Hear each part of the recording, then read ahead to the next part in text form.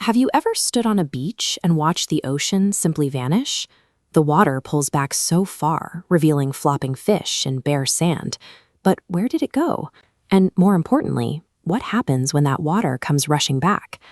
To understand what's about to happen, let's picture a bathtub.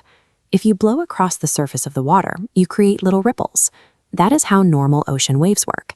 Wind pushes against the top of the water, creating waves that only tumble along the very surface.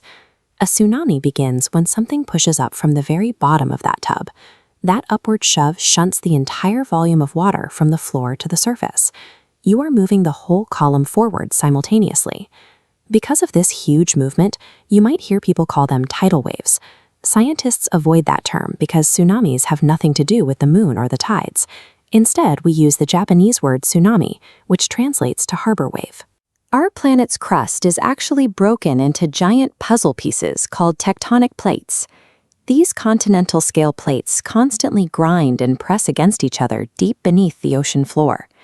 Sometimes these plates get stuck. Tension builds up for decades until they eventually snap. One plate violently thrusts upward, triggering a powerful underwater earthquake. This sudden jolt punches the entire column of ocean water sitting above it.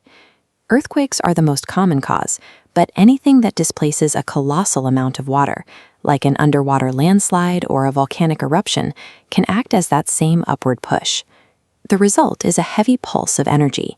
It doesn't just roll along the top, it travels straight through the entire depth of the ocean, from the freezing floor all the way up to the surface. Once that energy is unleashed, it moves with terrifying speed. Out in the deep ocean, a tsunami can race through the water at 500 miles per hour, rivaling the speed of a commercial jet. But you wouldn't notice it if you were on a boat. Because the ocean is miles deep, all that energy is spread out. The wave might be 100 miles long, but on the surface, the water only rises a few feet. It is a stealthy traveler. A ship at sea could have an enormous tsunami pass directly underneath its hull, and the crew would only feel a gentle rolling swell. Because it meets very little resistance in deep water, the wave loses almost zero momentum. It can cross an entire ocean basin, traveling from one side of the Pacific to the other in a single day. The danger is perfectly hidden in the deep water. The wave's true destructive power only reveals itself when the ocean runs out of room. As the wave reaches shallow water, the ocean floor slopes upward. The front drags against the seabed, acting like a massive brake. As the front slows, jet speed energy trailing behind slams into it. Squeezed into a tighter space, the water is forced violently upward into a towering wall. If the wave's low point reaches shore first, the water pulls back in an unyielding towback. This acts like a giant vacuum, exposing the seafloor, and serving as a final natural warning that the high point of the wave is right behind it. When it finally hits, it rarely looks like a surfing wave. Instead, it rushes inland like a violently flooded, debris-filled river breaking its banks. The first wave is often not the highest. This unyielding surge of heavy water carries enough force to snap trees, flatten buildings, and lift 1,000-ton cargo ships right onto the land. So how do we protect ourselves from a threat that starts miles underwater and remains invisible until it hits the shore? It begins with seismometers, which instantly detect the violent shaking of an underwater earthquake. But shaking doesn't always mean a wave has formed.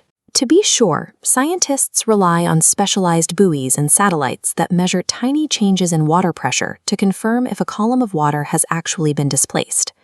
While sirens and alerts save lives, nature provides its own alarms. If you feel a long earthquake, hear a loud roaring sound, or see the water drain away, listen to those signs. If you notice any of these signs, or hear an official siren, do not wait. Move to higher ground immediately. Do not stick around to take photos. Remember that a tsunami is a series of waves that can last for hours. Remain on high ground until local officials explicitly announce that it is safe to return. Knowledge turns the ocean's hidden power from a mystery into something we can prepare for. When we understand how these waves work, we replace fear with the tools we need to stay safe.